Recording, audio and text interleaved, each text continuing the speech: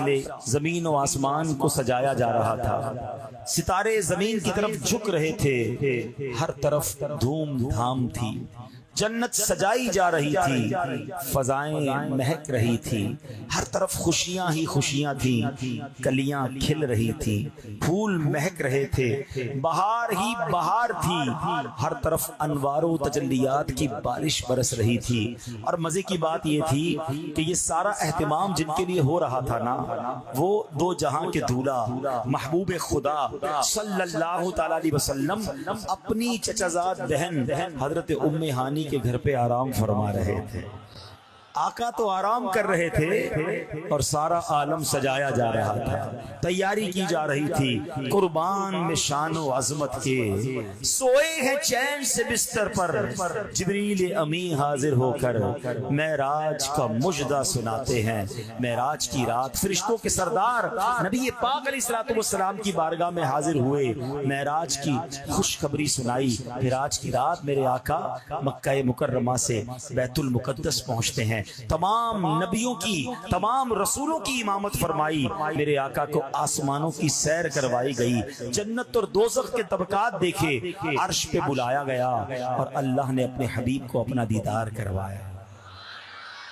اے میرے پیارے اسلامی بھائیوں، بڑی مبارک رات ہے، ایسے ایسے واقعات ہوئے کہ جب بھی سنے ایمان تازہ ہو جاتا ہے۔ میرے پیارے اسلامی بھائیوں، اب اس سے پہلے کہ میں کچھ معراج کے واقعے کی تفصیل بیان کروں، معراج کے بارے میں علماء نے بڑی پیاری حکمتیں بیان کی ہیں۔ دیکھیں ایک بات پہلے یہ سمجھ لیں کہ جتنے انبیاء آئے نا، سب کو معجزات عطا کیے، اللہ نے سب کو معجزات دیے، مگر میرے آقا وہ ہیں، محبوب خدا ہیں نا، اللہ کے حبیب ہیں، آخری نبی ہیں صلی اللہ تعالی علیہ وسلم۔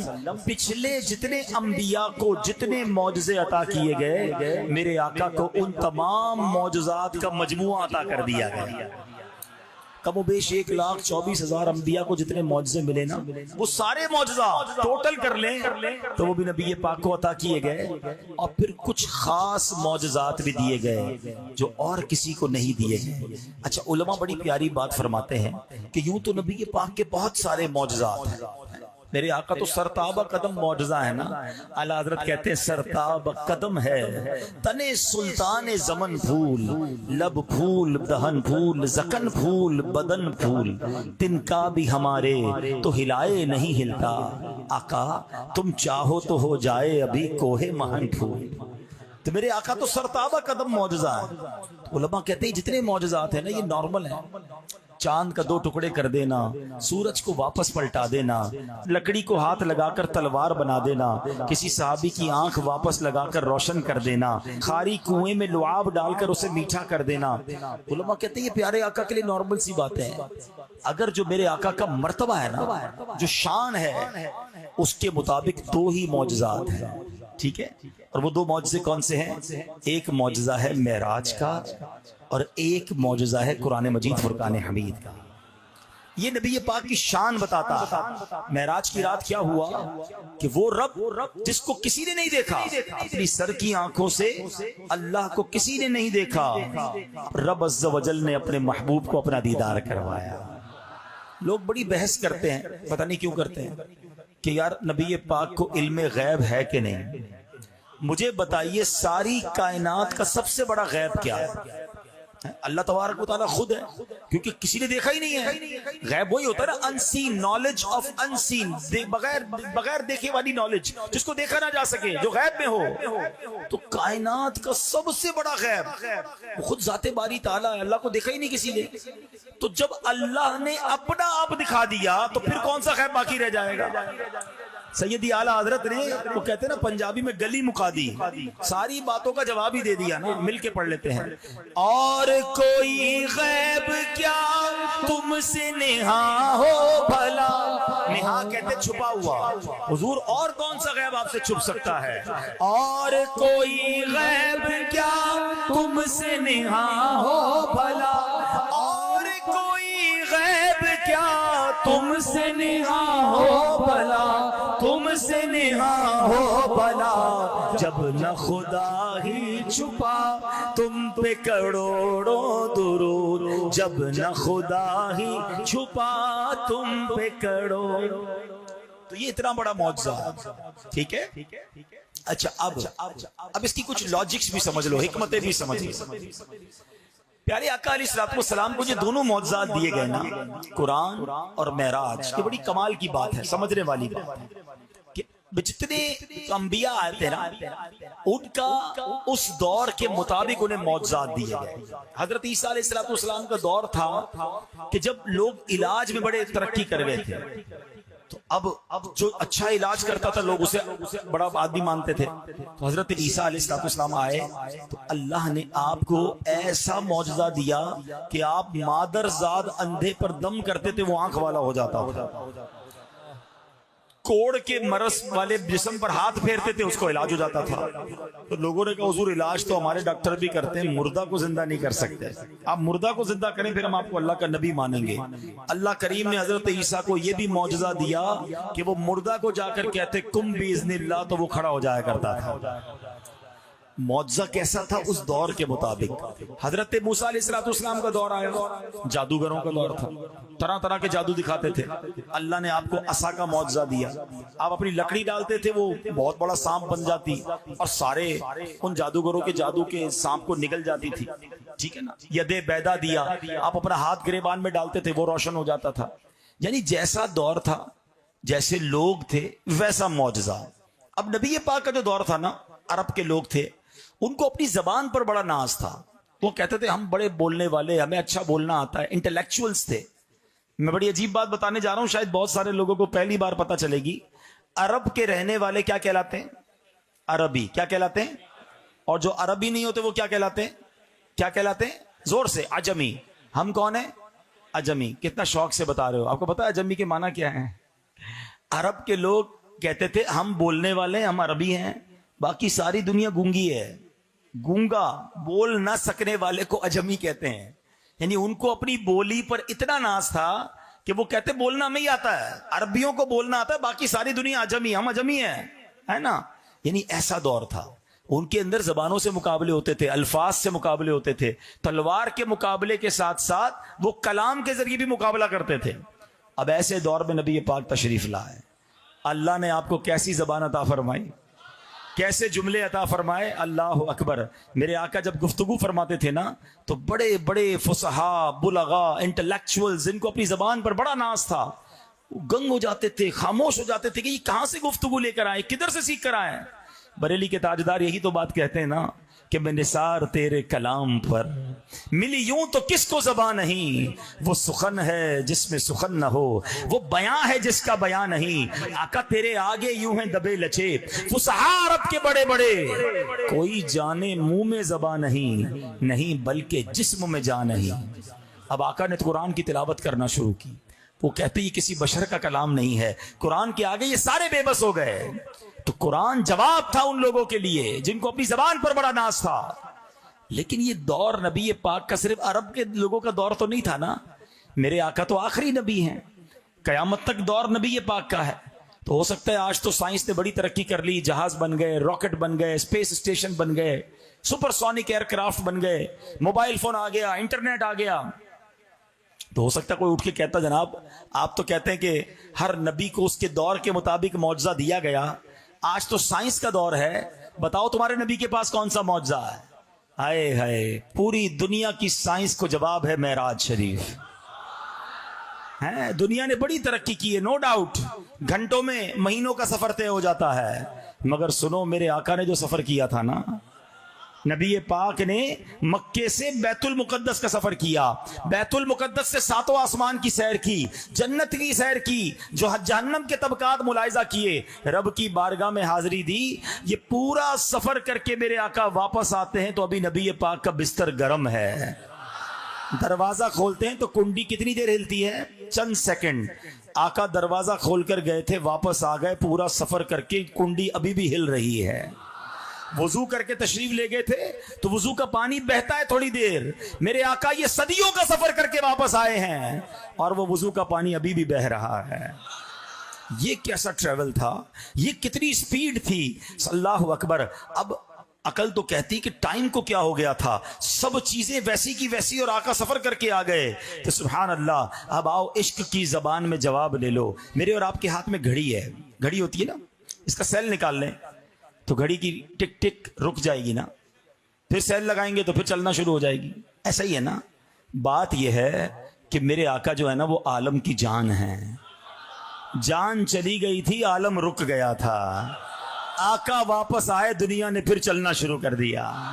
بریلی کے تاجدار یہی تو بات فرماتے ہیں نا، وہ جو نہ تھے تو کچھ نہ تھا، وہ جو نہ ہو تو کچھ نہ ہو، وہ جو نہ تھے تو کچھ نہ تھا، وہ جو نہ ہو تو کچھ نہ ہو. جان ہے وہ جہان کی، واللہ جان ہے وہ جہان کی، جان ہے تو جہان ہے. پڑھیے صلی علی نبینا صلی علی محمد.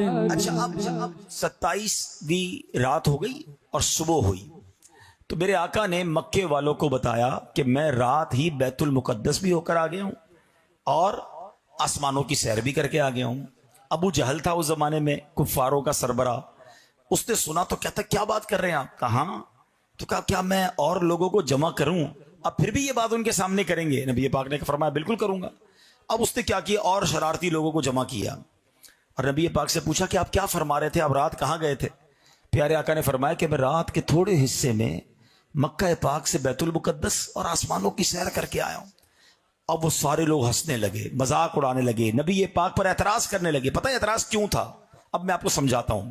اعتراض یوں تھا کہ اگر کوئی شخص آپ کے پاس میرپور ماتھیلو میں عشاء کی نماز میں آپ کی ملاقات ہو اور پھر فجر کی نماز میں جب وہ آپ کے پاس آئے تو وہ آپ کو بتائے کہ میں رات کو امریکہ لندن گھوم کر آ گیا ہوں، تو اب یہ کہیں گے لگتا ہے طبیعت خراب ہے آپ کی، یا خواب میں گئے ہوں گے. ایسا ہی ہے نا کہ ایک رات میں عشاء میں بھی آپ یہیں تھے، فجر میں بھی آپ یہیں ہیں، جہاز میں بھی جائیں تو اتنی جلدی واپس نہیں آ سکتے. پرابلم یہ تھا کہ مکہ پاک سے بیت المقدس یعنی مسجد اقصی کا جو راستہ تھا نا وہ 1 مہینے کا راستہ تھا. کوئی اونٹ پر جائے، گھوڑے پر جائے تو 1 مہینہ لگتا ہے، واپس آئے تو پھر 1 مہینہ لگتا ہے. تو نبی پاک فرما رہے رات کو گیا اور واپس بھی آ گیا. تو وہ مذاق اڑانے لگے، وہ ایمان والے تو تھے نہیں. اچھا اب لوگوں نے کہا موقع اچھا ہے، ابو بکر صدیق رضی اللہ تعالیٰ عنہ ہر بار ان کا بڑا ساتھ دیتے ہیں، آج ان کے دوست کو ان سے بہکا دیتے ہیں. وہ لوگ فوراً چلے گئے حضرت ابو بکر صدیق کے گھر پر، دروازہ کھٹکھٹایا. اب باہر آئے کہ دیکھو تمہارے نبی کیا کہتے ہیں جن کا تم کلمہ پڑھتے ہو. کہا کیا فرماتے ہیں؟ کہا وہ کہتے ہیں رات کے تھوڑے حصے میں بیت المقدس ہو کر آ گئے ہیں. صدیق اکبر فرماتے ہیں کیا واقعی میرے نبی نے ایسا کہا ہے؟ وہ کہتے ہیں ہاں ایسا ہی کہا ہے. ہو سکتا ہے ان کے دل میں یہ خیال آیا ہو کہ لگتا ہے دل میں کچھ گڑبڑ ہو رہی ہے، کچھ وسوسہ آ رہا ہے. کہا ہاں بالکل یہی کہہ رہے ہیں. آئے ہائے ابو بکر صدیق رضی اللہ تعالیٰ فرماتے ہیں کہ میرے نبی فرماتے ہیں تو سچ فرماتے ہیں، آقا فرماتے ہیں تو حق فرماتے ہیں. وہ دن ہے، آج کا دن ہے. صدیق اکبر کا نام صدیق پڑ گیا، تصدیق کرنے والا پڑ گیا. لوگوں نے پوچھا اے ابو بکر تم تو بڑے عقل مند ہو، اس بات کی تصدیق کیسے کرتے ہو کہ تھوڑی دیر میں بیت المقدس سے کوئی واپس آ سکتا ہے؟ صدیق اکبر نے بڑا کمال کا جواب دیا. کہا یہ تو زمینی خبریں ہیں، ہمارے آقا تو ہمیں آسمان کی خبریں دیتے ہیں، ہم اس پر بھی تصدیق لائے ہیں، ہم تو اس پر بھی ایمان لائے ہیں. آقا فرماتے اللہ ایک ہے، ہم نے مانا اللہ ایک ہے. وہ فرماتے جبریل آتے ہیں قرآن لے کے، ہم نے دیکھا نہیں، ہم کہتے جبریل آتے ہیں. وہ کہتے قرآن رب کی کتاب ہے، ہم مانتے قرآن رب کی کتاب ہے. جب اتنی باتیں مانتے ہیں تو اگر یہی محبوب کہہ رہے ہیں بیت المقدس ہو آئے ہیں تو ہم نے یہ بھی ماننی ہے. لیکن سچی بات پتہ ہے کیا ہے؟ صدیق اکبر رضی اللہ تعالیٰ عنہ نے ہمیں بڑا پیارا سبق سکھا دیا ہے. ہاں یہ ذرا میں وسوسہ بھی آج کلیئر کر دوں اور عقیدہ بھی بیان کر دیتا ہوں. پہلے تو ذرا پرابلم یہ ہے کہ 27ویں رجب کی صبح 2 قسم کے گروہ تھے.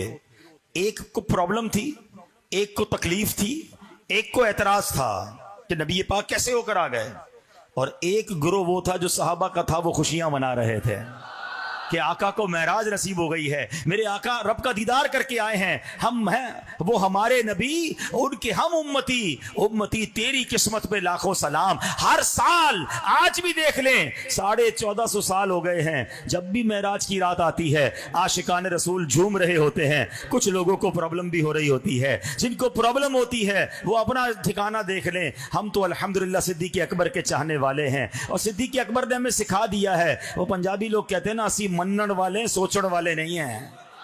ہاں ہمارا کام لبیک کہنا ہے. اللہ نے فرمایا, اللہ کے حبیب نے فرمایا, ہم نے بالکل مان لینا ہے. ہر بات عقل میں آئے یہ ضروری نہیں. آج سے 100 سال پہلے اگر کسی کو کہتے کہ بندہ جہاز میں بیٹھ کر اڑے گا تو لوگ مذاق اڑاتے. کوئی یہ کہتا کہ جناب ٹیلی فون پر اپنے گھر والوں کو امریکہ میں بیٹھ کر بھی دیکھ لے گا تو لوگ مذاق اڑاتے. آج ہر آدمی دیکھ رہا ہے, اس کے موبائل میں موجود ہے. ارے جب تم کنیکشن کے ذریعے یہاں بیٹھ کر امریکہ میں بات کر سکتے ہو تو اگر اولیاء کرام روحانی کنیکشن کے ذریعے دنیا بھر کو دیکھ لیں تو اس میں کیا پرابلم ہے؟ ہم دنیاوی کنیکشن کے ذریعے دیکھیں تو کوئی پرابلم نہیں, وہ روحانی کنیکشن کے ذریعے دیکھیں تو کسی کو کیوں اعتراض بنتا ہے؟ تو ایک تو یہ بات کلیئر ہو گئی. دوسرا ایک وسوسہ کریٹ کرتے نا لوگ, ہم کہیں ذہنوں میں بات ڈال دیتے ہیں کہ جناب بات تو ٹھیک ہے, معراج ہوئی تھی مگر خواب میں ہوئی تھی. نبی پاک کو جو معراج ہوئی نا وہ جسمانی نہیں, وہ خواب میں ہوئی تھی. یہ اعتراض آتا ہے. چلے اس کی بھی کاٹ کر دیتا ہوں. لاجیکلی جواب, سمپل جواب. آپ کبھی صبح اٹھیں اور آپ کا بچہ آپ کے ساتھ سویا ہوا ہو یا چھوٹا بھائی ہو اور وہ اٹھ کر کہے کہ ابو رات میں لاہور بھی گیا, اسلام آباد بھی گیا, کراچی بھی گیا, پھر صبح اٹھا تو اپنے بستر پر ہی تھا, تو آپ کیا کہیں گے؟ بیٹا کوئی بات نہیں, میں بھی رات کو گھومتا ہی رہتا ہوں, کوئی مسئلہ نہیں ہے. ایسا ہی ہے نا, خواب میں کوئی کہیں بھی چلا جائے کوئی پرابلم ہے؟ کوئی اعتراض نہیں ہے نا, سبھی گھومتے رہتے ہیں. مجھے ایک بات بتائیں, نبی پاک نے جب 27 رجب کی صبح یہ اعلان کیا کہ میں بیت المقدس سے ہو کر آیا ہوں, ابو جہل اور اس کے چیلوں نے جو اعتراض کیا, وہ اعتراض کیوں کیا پھر؟ اس کا مطلب کیا ہے؟ ذرا سمجھدار لوگ میری بات سمجھیں گے. اگر نبی پاک کا یہ اعلان تھا کہ میں خواب میں ہو کر آیا ہوں تو اعتراض تو کوئی نہ کرتا. آقا نے اعلان ہی یہ فرمایا تھا کہ میں جسمانی طور پر ہو کر آیا ہوں. بات سمجھ آ رہی ہے؟ یہ اعتراض کرنا, یہ جھگڑا بننا, یہ آرگیومنٹ ہونا بتا رہا ہے کہ میرے آقا کا دعویٰ یہی تھا, نبی پاک کا اناؤنسمنٹ یہی تھا کہ میں جسمانی طور پر بیت المقدس ہو کر آیا ہوں. تو سبحان اللہ, ہمارا جو عقیدہ ہے وہ بالکل درست ہے کہ رب نے اپنے حبیب کو ان کے جسم اقدس کے ساتھ, روح مقدس کے ساتھ سبحان اللہ یہ سیر کروائی ہے. اللہ جو چاہے, ان اللہ علی کل شیء قدیر, ہمیں اس کی قدرت پر یقین ہے. اچھا جناب, یہ تو بات کلیئر ہو گئی. اب آؤ, ان کفار سے صبر نہیں آیا نا, ان کو کہا اچھا آپ واقعی ہو کر آئیں؟ کہا ہو کر آئیں. اچھا یہ بھی انہیں پتا تھا کہ یہ کبھی بیت المقدس گئے نہیں ہیں, نبی پاک کبھی جسمانی طور پر بیت المقدس نہیں گئے, انہیں معلوم تھا. تو انہوں نے کہا اچھا ایک بات بتائیں, آپ رات گئے؟ فرمایا ہاں میں گیا. کہا اچھا ہم آپ سے کچھ سوال کرنا چاہتے ہیں. کہو. کہا یہ بتائیں بیت المقدس کے, مثال دے رہا ہوں, کتنے پلرز ہیں, اس کی دیواریں کیسی ہیں؟ کیونکہ ان کو یہ پتا تھا کہ کبھی گئے تو نہیں ہیں, اگر یہ واقعی گئے تو بتا دیں گے.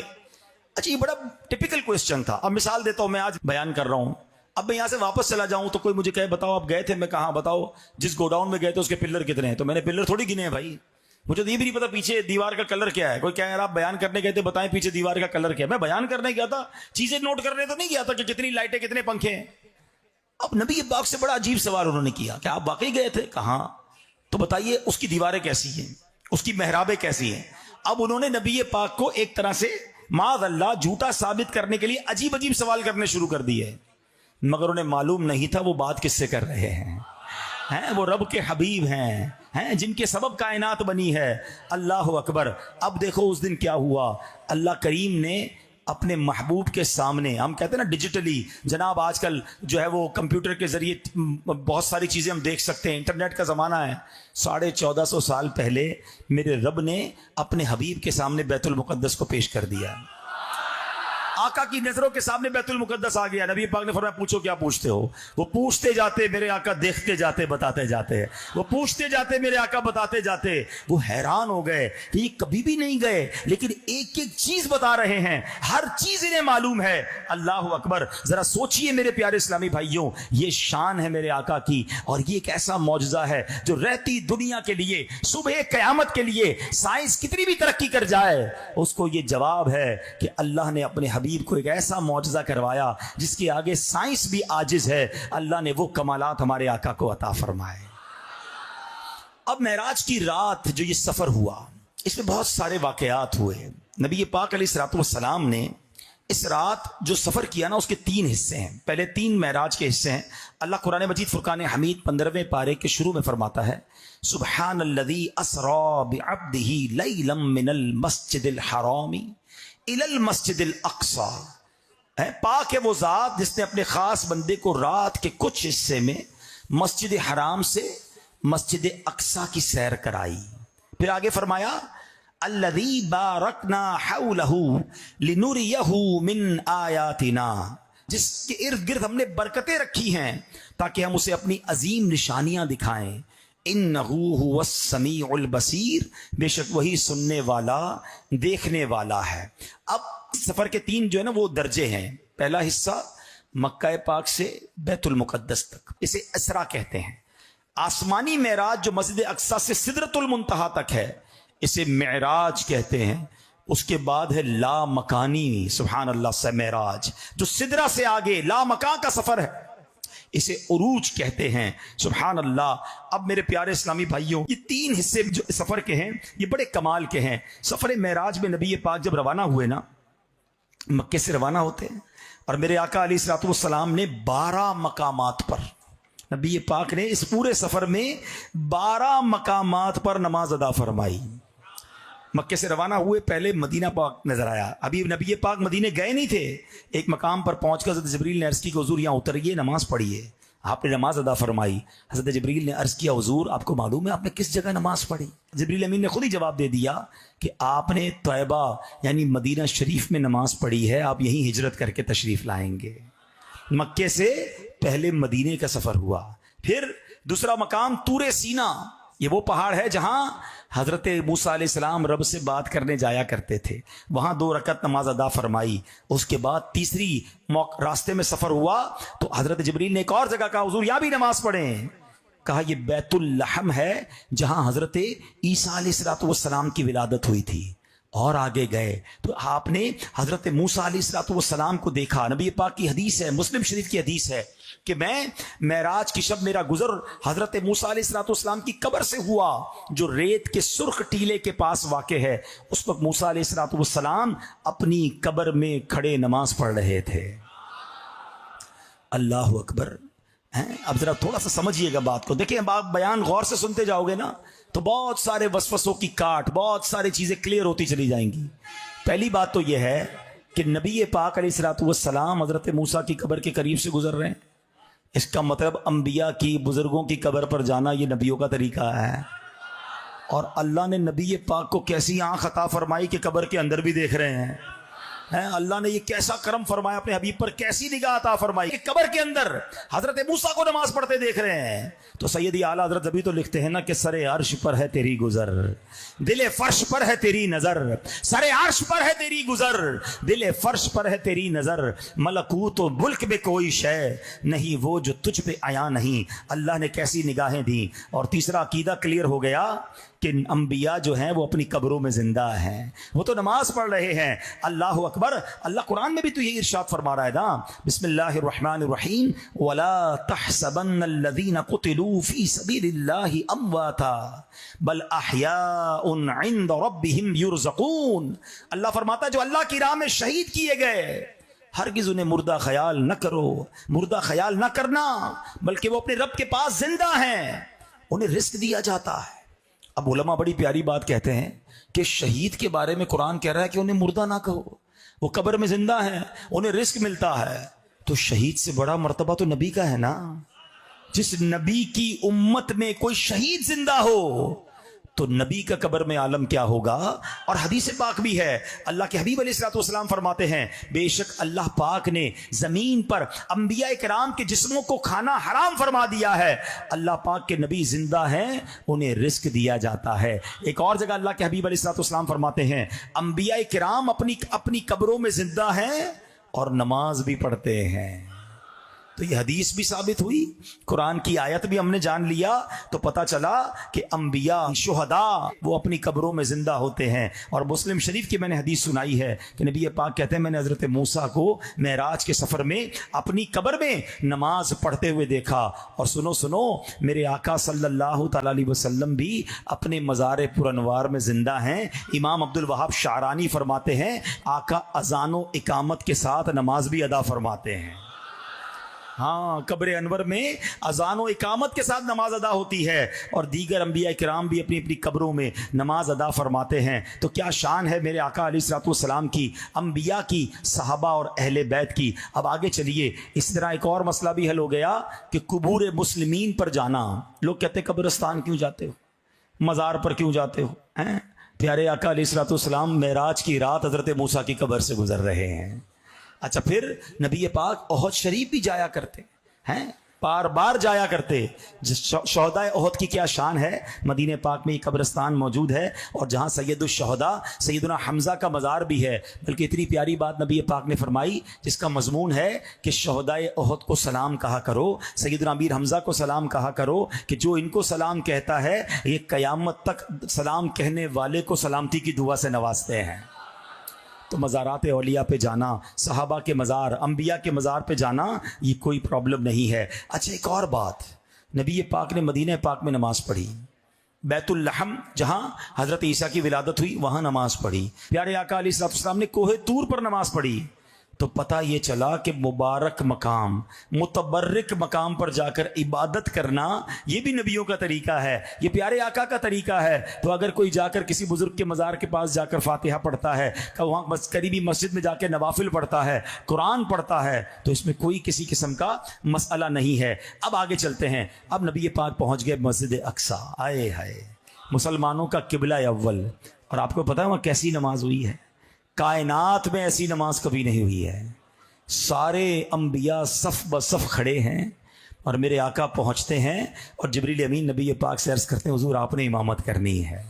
سارے نبیوں کی امامت نبی پاک نے بیت المقدس میں فرمائی، اور سبحان اللہ، اب نبی پاک علیہ الصلوۃ والسلام نے جو نماز پڑھائی نا، 2 رکعت نماز پڑھائی تھی۔ پہلی رکعت میں میرے آقا نے سورہ کافرون کی تلاوت فرمائی، دوسری رکعت میں سورہ اخلاص کی تلاوت فرمائی۔ انبیاء کی 7 صفیں تھیں، ان میں 3 صفیں مرسلین کی تھیں۔ ذرا سوچو تو صحیح کیسا منظر ہوگا کہ مقتدی ہیں سارے انبیاء، مقتدی ہے سارے انبیاء، مصطفیٰ امام ہو گئے۔ یہ کیسی نماز ہے؟ بریلی کے تاجدار کہتے ہیں آؤ میں بتاتا ہوں اس میں راز کیا ہے، یہ نماز اقصیٰ کیوں کروائی گئی۔ اللہ اکبر، آپ فرماتے ہیں نماز اقصیٰ میں تھا یہی سر، عیاں ہو معنائے اول آخر، ہے دست بستہ پیچھے حاضر۔ جو سلطنت آگے کر گئے تھے، جو پہلے سلطنت کر گئے، جو انبیاء پہلے گزر گئے، انہیں بھی بتانا تھا کہ امام الانبیاء، ساری دنیا کو گویا یہ پیغام دیا گیا کہ یہی آقا ہے، یہی امام الانبیاء ہیں۔ اے میرے پیارے اسلامی بھائیوں، اب اس کے بعد 7 مزید مقامات ہیں جہاں نبی پاک نے نماز پڑھی، اور وہ 7 آسمان ہیں۔ آقا ہر نماز پر 2 رکعت ادا کرتے کرتے اوپر گئے۔ اب ذرا غور کرنی ہے، اب میں اپنے بیان کے پیغام کی طرف آتا ہوں کہ یہ اسرا کا سفر جو ہے، یہ معراج کا جو سفر ہے، یہ جاتے ہوئے بھی نمازیں ہیں، قدم قدم پر نمازیں ہیں، قدم قدم پر سجدے ہیں، اور جب رب کی بارگاہ میں پہنچے تو وہاں سے تحفہ بھی نماز کا ملتا ہے۔ آپ کو پتہ ہے 3 تحفے ملے نبی پاک علیہ الصلوۃ والسلام کو اس رات، اللہ کی بارگاہ سے 3 خاص تحفے ملے ہیں۔ سورہ بقرہ کی آخری آیات یہ پڑھتے رہا کرو، آمن الرسول سے۔ یہ جو آیتیں ہیں نا، یہ بڑی کمال کی آیتیں، بڑی مقبول دعائیں قبول ہونے والی آیتیں ہیں، تو اس کو یاد کر لیں، نماز میں بھی پڑھا کریں، دعا میں بھی پڑھا کریں۔ اور پھر فرمایا دوسرا تحفہ 5 نمازیں، اور تیسرا تحفہ یہ ملا کہ شرک اور کفر سے بچنے والے جتنے امتی ہیں ان کی بخشش کر دی جائے گی۔ تو اب نماز کا جو تحفہ ملا نا، یہ نمازیں تو ملی تھی 50۔ آپ جب واپس آئے تو حضرت موسیٰ علیہ السلام نے آپ سے ملاقات کی۔ اب حضرت موسیٰ کی سپیڈ دیکھیں، تھوڑی دیر پہلے قبر میں نماز پڑھ رہے ہیں اور پیارے آقا سے آسمان پہ ملاقات بھی ہو رہی ہے۔ تو نبیوں کو اللہ نے بڑے کمالات سے نوازا ہے۔ تو جب حضرت موسیٰ کا یہ عالم ہے تو پھر ہم کیوں نہ کہیں کہ فریاد امتی جو کرے حال زار میں، ممکن نہیں کہ خیر بشر کو خبر نہ ہو، آقا بھی ہماری مدد فرمائیں گے۔ اب آقا سے حضرت موسیٰ عرض کرتے ہیں حضور 50 نمازیں آپ کی امت نہیں پڑھ سکے گی، اب جائیے کچھ کم کروا کے آئیے۔ میرے آقا پھر جاتے ہیں، عرض کرتے ہیں 5 کم ہو جاتی ہیں تو حضور پھر جائیے یہ بھی زیادہ ہے. آقا پھر جاتے ہیں 40 ہو جاتی ہے. بار بار عرض کرتے ہیں, نبی پاک بار بار جاتے ہیں. 9 بار نبی پاک جاتے ہیں بارگاہ الہی میں. اب کتنی ہو گئی؟ 5. حضرت موسیٰ عرض کرتے ہیں حضور یہ بھی زیادہ ہیں, مجھے بنی اسرائیل کا تجربہ ہے, اب یہ بھی کم کروائیے. اللہ کے حبیب فرماتے ہیں اب مجھے شرم آتی ہے. سبحان اللہ. محبوب و محب کی باتیں ہیں نا. اللہ کی طرف سے ارشاد ہوتا ہے اے محبوب ہمارے کلمات بدلتے نہیں, تمہاری امت نماز 5 پڑھے گی ثواب 50 کا ہی دیا جائے. اب اس میں بھی بڑے مسئلے حل ہو گئے جناب کہ حضرت موسیٰ علیہ السلام تو دنیا سے پردہ فرما چکے تھے صدیوں پہلے, صدیوں کے بعد بھی مدد کر رہے ہیں. جو کہتے ہیں دنیا سے جانے کے بعد اللہ والے مدد نہیں کرتے, پھر تو ان کو 50 نمازیں پڑھنی چاہیے. حضرت موسیٰ نے مدد کی ہے, اس میں ان کو ماننا پڑے گا کہ ہاں حضرت موسیٰ کے مشورے سے نبی پاک گئے تھے. تو پتہ چلا اللہ والے دنیا سے جانے کے بعد بھی اللہ کی عطا سے مدد فرماتے ہیں. ایک مسئلہ تو یہ کلیئر ہو گیا. دوسری بات, حضرت موسیٰ خود بھی اللہ کے نبی ہیں, وہ خود ہی اللہ سے عرض کر دیتے یا اللہ 50 کی 5 کر دے, مگر انہوں نے نبی پاک سے عرض کیا تو پتہ چلا اللہ کی بارگاہ میں اللہ کے پیاروں کا وسیلہ پیش کرنا یہ بھی نبیوں کا طریقہ ہے. کوئی حرج نہیں اگر ہم اللہ کے حبیب کا وسیلہ اور اللہ کی بارگاہ میں اس کے نیک بندوں کا وسیلہ پیش کریں تو اس میں بھی کوئی پرابلم نہیں ہے. تیسرا, علماء نے بڑے عشق والی ایک بات کہی ہے کہ حضرت موسیٰ بار بار کیوں بھیج رہے تھے. آپ کو پتا ہے نا حضرت موسیٰ کا واقعہ کیا ہے؟ آپ کلیم اللہ تھے, آپ اللہ سے باتیں کیا کرتے تھے, اور دنیا کا بھی دستور ہے کہ جب کسی سے باتیں کرتا ہو انسان اور محبت بھی دل میں ہو تو پھر جی چاہتا ہے کہ دیدار بھی ہو جائے. کبھی کبھی ہوتا ہے ہم بہت سالوں تک کسی بندے سے فون پہ بات کر رہے ہوتے, دوستی ہو جاتی ہے, کہتے ہیں کبھی دکھاؤ تو صحیح بھائی آپ کو دیکھا ہی نہیں, فون پہ ہی باتیں ہو رہی ہیں. اب تو خیر ویڈیو کال آ گئی ہے تو بندہ ویڈیو کال کر لیتا ہے. پہلے ایسا بڑا ہوتا تھا جب ویڈیو کال نہیں ہوتی تھی, کاروبار چلتا رہتا تھا, بندے نے ایک دوسرے کو دیکھا ہی نہیں ہوتا تھا, اور کبھی کہتا ہے کبھی تو ملاقات کرو یار, فون پہ ہی بات ہوتی ہے. اب یہاں کلیم اللہ سے باتیں کرتے تھے, دیکھا نہیں تھا. عرض کرتے مولا تیرا دیدار کرنا ہے. ارشاد ہوا لن ترانی, اے موسیٰ تم مجھے نہیں دیکھ سکو گے. عرض کی یا اللہ دیدار کروا دے. تو اب کوہ طور پر ایک تجلی نازل کی گئی, دیدار نہیں ہوا, اللہ نے اپنی تجلی بھیجی. حضرت موسیٰ وہ تجلی دیکھ نہ سکے, تاب نہ لا سکے, آپ بے ہوش ہو گئے. ٹھیک ہے, آپ نے صلاۃ والسلام میں ایک شعر کو بہت بار سنا ہوگا, اب آج ذرا سمجھو.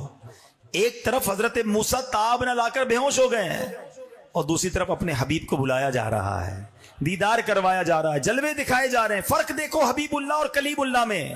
اور یہ شعر آپ نے کئی بار صلاۃ والسلام میں سنا ہوگا کہ فرق مطلوب و طالب کا دیکھے کوئی, قصہ طور و معراج سمجھے کوئی. Try to understand the difference between طور and معراج. ان دونوں واقعات میں فرق سمجھو.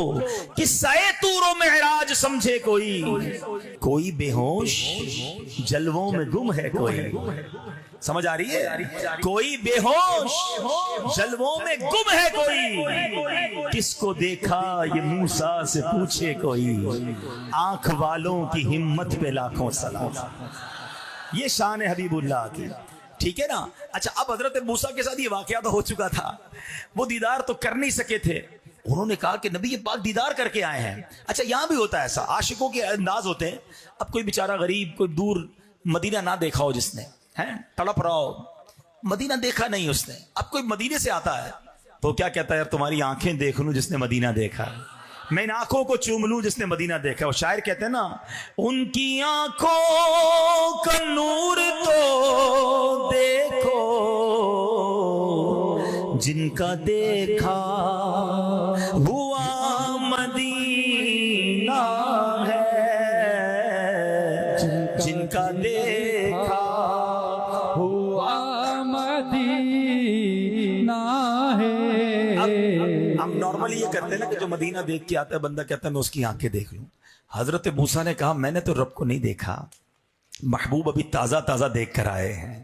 کہا حضور ذرا دوبارہ جائیے نا, 5 نمازیں اور کم کروا کر آئیے. آقا رب کی بارگاہ میں گئے, واپس آ رہے ہیں, حضرت موسیٰ پھر ان آنکھوں کو دیکھ رہے ہیں. حضور دوبارہ جائیے. حضور دوبارہ جاتے ہیں, دوبارہ آتے ہیں, حضرت موسیٰ پھر ان آنکھوں کو دیکھ رہے ہیں. یہ آنکھیں رب کو دیکھ رہی ہیں, حضرت موسیٰ ان آنکھوں کو دیکھ رہے ہیں. اچھا, ایک اور بڑا کمال کا سوال ہے کہ معراج کی رات پھر حاضری کتنی بار ہوئی؟ آقا رب کی بارگاہ میں گئے کتنی بار؟ ایک بار تو بلایا گیا. اب بڑی کمال کی بات کہنے جا رہا ہوں, بات بڑی باریک ہے. کوئی بہت بڑا دربار ہو, کوئی بہت مشہور آدمی ہو, کوئی بڑا دنیا کا صدر وزیر اعظم ہو, ہمیں اپوائنٹمنٹ ملے, ہمیں بلایا بھی جائے, ہم ایک بار تو اس کی اجازت کے ساتھ جا سکتے ہیں, مگر باہر نکل کر دوبارہ نہیں جا سکتے ہیں, کیونکہ دوبارہ اجازت لینی پڑے گی نا. اس نے تو ایک بار بلایا تھا. مگر یہاں تعلق کیسا ہے کہ بار بار جاتے ہیں, بار بار آتے ہیں. ارے کمال ہے, جب جائے جاتے ہیں, جب چاہے آتے ہیں. یہی بات تو بریلی کے تاجدار کہتے ہیں نا, کسرے دنا تک کس کی رسائی, کسرے دنا تک کس کی رسائی, جاتے یہ ہیں آتے یہ ہیں, صلی اللہ علیہ وسلم, صلی اللہ علیہ وسلم, صلی اللہ علیہ وسلم. ہمیں اس بات کا فخر ہے, ہمیں اس بات کی خوشی ہونی چاہیے, ہمارا ایمان مضبوط ہونا چاہیے کہ میں جس نبی کا امتی ہوں نا, اس کی رسائی بڑی کمال کی ہے, ان کی اپروچ بڑی زبردست ہے, ان کی رسائی کیسی ہے. اور سنو, صرف معراج کی رات رسائی نہیں تھی, بلکہ محشر کے دن بھی انہی کی رسائی ہوگی. ہاں, ساری دنیا دیکھے گی کہ کسی اور کی نہیں چلنی. چلنی کس کی ہے؟ آؤ بریلی کے تاجدار بتاتے ہیں, سنتے ہیں کہ محشر میں صرف ان کی رسائی ہے. He is one and only. کہ محشر میں صرف ان کی رسائی ہے, سنتے ہیں کہ محشر میں صرف ان کی رسائی ہے, گر ان کی رسائی ہے لو پر تو بنائی ہے. اب سب ایسے آقا ہیں جن کی معراج کی رات بھی رسائی ہے, بارگاہ الہی میں رسائی ہے, معراج میں رسائی ہے. تو پھر تو اس آقا سے تعلق مضبوط کر لو نا, کیونکہ انہوں نے ہی کام آنا ہے, انہوں نے ہی شفاعت کرنی ہے, انہوں نے ہی بخشوانا ہے. اگر وہ ناراض ہو گئے تو مارے جائیں گے. ہاں یاد رکھنا, اور کوئی نہیں ہمارا, ہمارے پاس انہی کا آسرا ہے. اور ہم یقین کریں پچھلی امتوں سے زیادہ لکی ہیں کہ ہم آقا کے امتی بنے ہیں. میری خوش قسمتی میں تیرا امتی. یقین کرو لکی ہم. کسی اور امت میں بھی پیدا ہو سکتے تھے نا, کسی اور نبی کے زمانے میں پیدا ہو سکتے تھے. یہ اللہ نے مجھ پر اور آپ پر احسان کیا ہے کہ سرکار کا امتی بنا دیا ہے. اب جب امتی بنے ہونا, غلام بنے ہونا, تو پھر پکے غلام بنو نا, سچے عاشق بنو نا. نماز کتنی بڑی نعمت ہے آپ کو پتہ ہے. جتنے احکام, روزہ, زکوٰۃ, حج, اسلامی احکام جبریل امین آقا کی بارگاہ میں زمین پر لے کر حاضر ہوتے تھے, مگر نماز کی اہمیت سمجھو کہ محبوب کو لا مقام پر بلا کر عطا فرمایا گیا ہے, سدرۃ المنتہا, اور اس سے آگے بلا کر دیا گیا ہے. سوچو نماز کی اہمیت کیا ہے. اور سبحان اللہ, سنو کہ جو نماز ہے نا, وہ نماز مومن کی معراج ہے. الصلاۃ معراج المومن. ارے نماز ہماری معراج ہے. آج آقا کی معراج کی بات سن رہے ہو نا, کہ نبی پاک کو معراج ملی. اس رات آقا خالی ہاتھ نہیں آئے, ہماری بھی معراج لے کر آئے ہیں کہ تم نماز پڑھ لو. اور سنو اے نمازیوں, بندے تو ہم بھی ہیں نا, تمنا تو ہماری بھی ہے نا کہ پیارے آقا نے تو خالق کا دیدار کیا ہے. ہم بھی تو دیکھتے مالک کیسا ہے, خالق کیسا ہے. جس رب نے دنیا اتنی خوبصورت بنائی, اس رب کی خوبصورتی کا عالم کیا ہوگا. مگر ہم تو بندے ہیں, ساڑی تو کوئی پہنچ ہی نہیں ہے. سنو میرے آقا نے مہربانی پتہ کیا کی, خود تو دیدار کر آئے, ساڑھے دیدار کا بھی انتظام کر دیا ہے, ہمارے دیدار کا بھی انتظام کر دیا. کیسے؟ روایتوں میں آتا ہے جو نمازی ہوتا ہے نا, نماز پڑھنے والا, رب راضی ہو گیا تو قیامت کے دن اللہ اسے اپنا دیدار عطا فرمائے گا. نماز پکڑ لو, یہ کمال کی کنجی ہے. ہاں, یہ نماز چابی ہے سکسیس کی. اور نماز کے فضائل, اللہ اکبر. نماز بیماریوں کو دور کرتی ہے, نماز اندھیری قبر کا چراغ ہے, نماز مومن کی معراج ہے, نماز دین کا ستون ہے. اور سنو میرے آقا فرماتے, جعلت قرۃ عینی فی الصلاۃ, نماز میں میری آنکھوں کی ٹھنڈک ہے. उम्मती हूं, आका से मोहब्बत भी करता हूं, तो जिसमें आका की आंखों की ठंडक है उसको पकड़ लूं ना मैं, फिर कैसे नमाज कज़ा होगी? और जो नमाज नहीं पढ़ते, ये कोई छोटा जुर्म नहीं है। आज हमारे सामने कोई शराबी आ जाए, हम कहते ओहो शराब पीता है, ओ ये तो जुआरी है, ओ ये तो हिरंची है, और ये तो बदकारी जिना करता है। यकीनन ये बड़े गुनाह है, ये चोरी करता है, बड़े गुनाह है। मगर नमाज न पढ़ना इन सबसे बड़ा गुनाह है, ये इन सबसे बड़ा कबीरा गुनाह है। लेकिन किसी को टेंशन ही नहीं। आज हमारे घर बच्ची का रिश्ता करना हो तो क्या ढूंढते हैं? शराबी तो नहीं, जुआरी तो नहीं है, कोई गलत काम चोरी चकारी तो नहीं करता। ओ भाई ये पूछो नमाज पढ़ता है कि नहीं पढ़ता? नमाज ही नहीं पढ़ता, कोई बात नहीं, मादल्ला। हालांकि नमाज फर्क है मोमिन और काफिर के दरमियान। जो बेनमाजी होता है, नबी पाक ने अपने हाथों को मिलाकर बताया कि अल्लाह नाराज हो गया ना तो उसको कब्र ऐसे दबाएगी जैसे कि पसलियां टूट फूट कर एक दूसरे में पेवस्त हो जाएंगी। उसकी कब्र में गंजा सांप मुसल्लत कर दिया जाएगा जो कयामत तक उसे मारता रहेगा। कैसे नमाज कज़ा हो जाती है भाई? कुछ लोग मिलते हैं, कहते हैं यार बस 4 नमाजें पढ़ लेता हूं, फजर में आंख नहीं खुलती। अच्छा, फजर में आंख नहीं खुलती, जिस दिन सुबह सवेरे ट्रेन हो तुम्हारी वो भी मिस हो जाती है।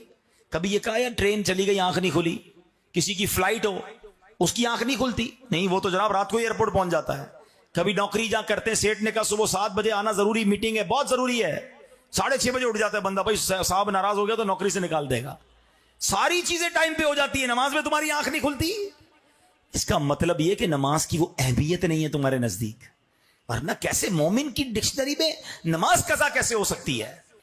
अगर आप खड़े होकर नमाज नहीं पढ़ सकते, आपको बैठ के पढ़नी है, नमाज पढ़नी है।